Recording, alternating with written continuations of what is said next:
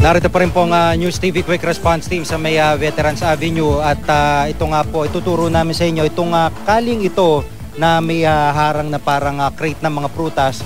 Ito po yung medyo mahirap tawiran ngayon dahil dito po nanggagaling mula dyan sa kaling yan yung mga sniper fire na sinasabi po ng mga otoridad. Kaya hindi po basta-basta tinatawid yung kaling yan dahil nga doon sa mga nakapwesto na sniper dito po sa may lugar ng barangay Santa Barbara papasok ng kaling yan. Kaya hindi po basta-basta dahil yung ibang mga otoridad di na po natin papakita yung pwesto nila, bagamat dito mula sa kinatatayuan natin, no, meron nung ilang mga parang mga bagong tama po ng bala dito at ito po ay di pa natin matiyak kung saan po nanggaling, kung sa mga sundalo mismo o ibang grupo ang pinanggalingan po niyan. Pero dito sa Zamboanga ay talagang nakakapanibago ang itsura nitong lungsod na ito dahil ang dating masayang lungsod na ito ngayon ay tila nga ba isang ghost town. Tama po yung description na yun dahil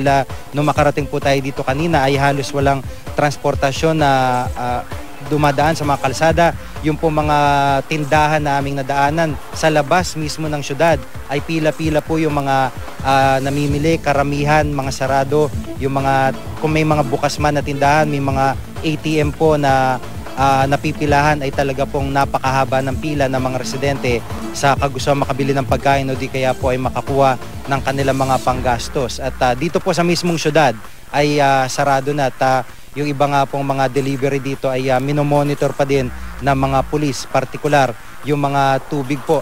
At kanina nga po ay nakausap natin yung ilang mga sibilyan na napada sa mga checkpoint at hinarang ng mga sundalo at para maipakita yung higpit sa checkpoint na ito.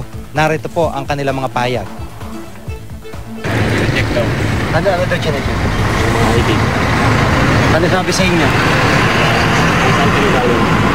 Saan ba kayo galing? Agadian, maganda ng isa. Tapos saan kayo tutuloy? Nananggaling.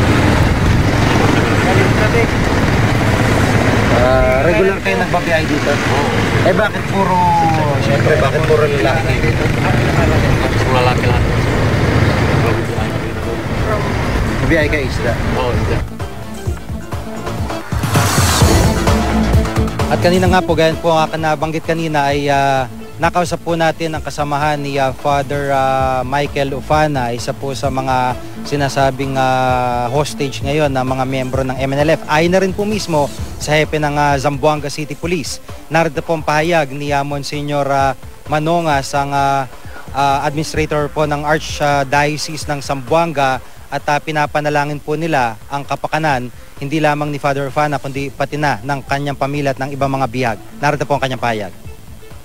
Everybody, all the priests are praying for him. They're praying for his safety. And not only for him, for all the people who are affected. His family is, the entire family, as I heard, was there when that event took place. And they were the ones who were trapped. The others were able to run. We appeal to the national government to put an immediate end to this. The ultimate solution, what I mean by ultimate is the final solution of the crisis of peace in Mindanao. Because you please one group, you probably are also alienating another group. And this is what's happening. And there's no definitive, we have not seen yet the definite solution. Samantala, naglabas po ng travel advisory ang bansa kaugnay po ng gulo dito sa Zamboanga. Ang Amerika, Australia, Canada at United Kingdom pinayuhan ang kanilang mga mamamayan na umiwas munang bumiyahe patungo sa Mindanao, partikular po dito sa Zamboanga at mga kalapit na lugar dito. Pinaalalanan ng Embahada ng Amerika ang kanilang mga mamamayan sa Pilipinas na maging mapagmatsyag sa kanilang kapaligiran at mag-monitor ng balita kaugnay ng kaguluhan dito sa Zamboanga. Gayunman, nagpaabot naman ng pakikiramay ang Amerika sa mga pamilya at mahal sa buhay na mga namatay sa gitna ng tensyon. Nagpayag din sila ng suporta sa mga tawan ng EFP at PNP na nila'y dedikado sa pagtitiyak sa seguridad ng mga komunidad apektado ng gulo.